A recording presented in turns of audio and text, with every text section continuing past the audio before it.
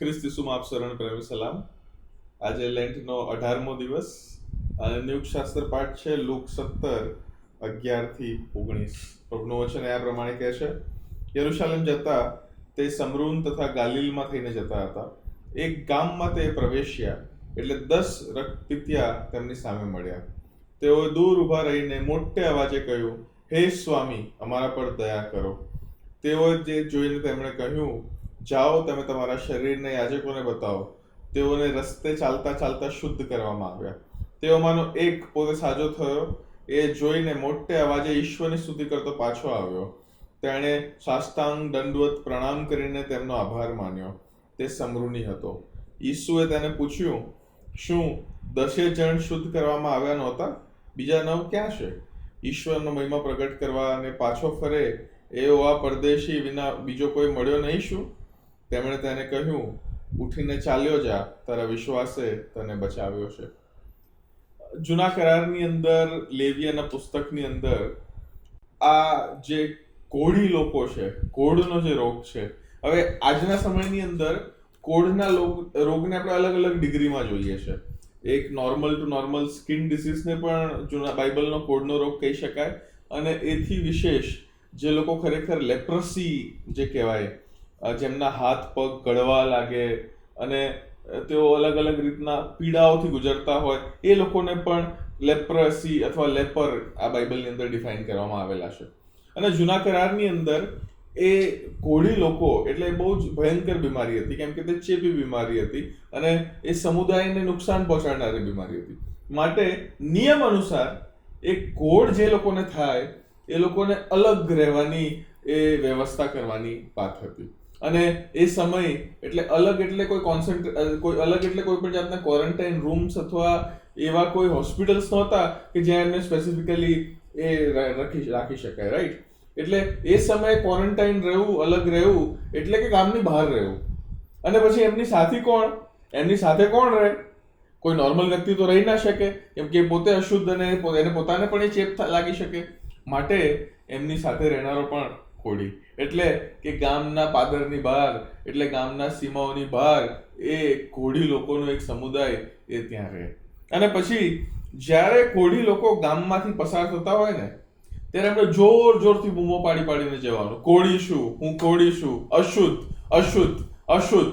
એટલે કે જેથી કરીને જો ગામના બીજા લોકો એ જગ્યાએ હોય અથવા આસપાસ હોય તો એ સમજીને સાંભળીને ચેતી જાય અને પછી એ જગ્યાથી દૂર રહે.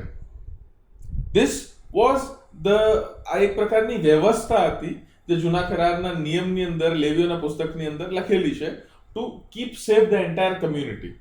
આખા સમુદાયને સારી રીતના ચલાવી શકે માટે રાખવા માટે. કેમ?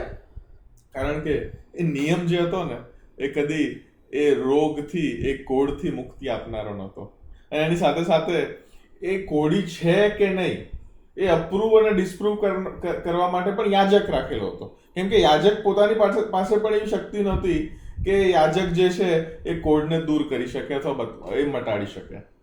This were only to direct for a better community life.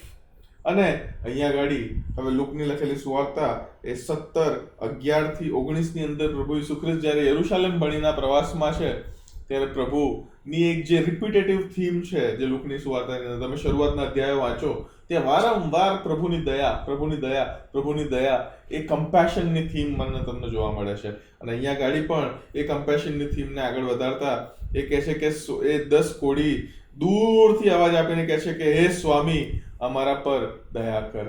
O lord, have compassion on અસ. અને પ્રભુ ઈસુ ખ્રિસ્ત જેઓ ન કેવળ દયા બતાડે છે પણ દયા બતાડવાની સાથે સાથે તેમને તેઓ સાજા પણ કરે છે. પ્રભુ ઈસુ ખ્રિસ્ત યરુશાલેમ બનીની યાત્રામાં છે અને પ્રભુ ઈસુ ખ્રિસ્ત કહે છે કે હું ખાલી દયા બતાડવા નથી આવ્યો, પણ જે નિયમ અને યાજકો નહોતા કરી શકતા એ હું કરવાને માટે આવ્યો છું. આઈ એમ ધ ગ્રેટ હાઈ પ્રીસ્ટ. તમે હિબ્રુઓનો પત્ર વાંચો, ત્યાં અવારનવાર પ્રભુ ઈસુ ખ્રિસ્તના એ યાજકપણાને ત્યાં આગળ બતાવવામાં આવેલું છે. અને that's vote the Lord does. The Lord does what the law could never do or was never intended to do. પ્રભુ ઈસુ ખ્રિસ્ત એ 10 કોઢિયાઓને સાજા કરે છે. સાજા કરતાની સાથે જ એ તમે તફાવત જોજો, પછી 10 સાજા થાય છે, રાઈટ? ત્યાં પહોંચે ત્યાં સુધી યાજક પાસે, પણ એક જ પાછો આવે છે. એક જ પાછો આવે છે અને પ્રભુના પગે પડીને એ એમનો આભાર માને છે. પહેલા દૂર હતા, દૂરથી બૂમ પાડી, ઓ સ્વામી તમે અમારા પર દયા કરો, અને હવે સાજા થઈને તેઓ પ્રભુની પાસે આવીને તેમના પગને સ્પર્શ કરે છે. મારા વાલાઓ, this is what the Lord does. This is what the law could never do. એ લો કદી માણસને એ કોડથી દૂર કરી શકતો નહોતો, એને મુક્તિ આપી શકતો નહોતો, એને સાજો કરી શકતો નહોતો. પણ પ્રભુ ઈસુ ખ્રિસ્ત એ ન કેવળ દયા બતાડે છે, પણ દયા બતાડવાની સાથે સાથે મારા વાલાઓ મને અને તમને એમની પાસે બોલાવે છે. એ દૂરથી નહીં પણ પાસે, કમ નિયર. પણ પ્રભુ ઈસુ ખ્રિસ્ત એક બીજો એક અજાયબ જેવો શિક્ષણ આ પાઠ દ્વારા શીખવે છે. તે એ છે કે 10 સાજા થયા હતા અને ઓનલી 10% થેન્ક્સગિવિંગ છે. 10% thanksgiving. Is it shocking? Let us remember, અને આપણે પોતે પણ ઇવેલ્યુએટ કરીએ કે આપણે છેલ્લે પ્રભુનો આભાર આપણા જીવનમાં આશીર્વાદો માટે ક્યારે આપેલો હતો. આપણે તો લાયક નહોતા, આપણે તો દૂરથી અશુદ્ધ બોલનારા લોકો હતા, આપણે તો દૂરથી એ પ્રભુની પાસે જવાને આપણે લાયક નહોતા ને, right? But still today we are holding his word.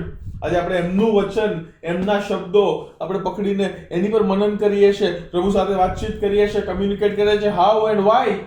Because the Lord and Saviour Jesus Christ હઠેઠથી તેઓ એ યરુશલેમ ભણીની યાત્રામાં જાય છે, હઠેઠથી તેઓ એ વધસ્તંભ પર મરણ પામે છે, અને મારા વાલાઓ એ ન કેવળ દયા બતાવે છે પણ એ મને તમને સાજા કરે છે. આપણો જે આત્મિક કોડ છે, એ જે પાપ છે, તેનાથી મને તમને મુક્ત કરે છે. પ્રભુ આપ સર્વને આશીષ આપો. આમેન.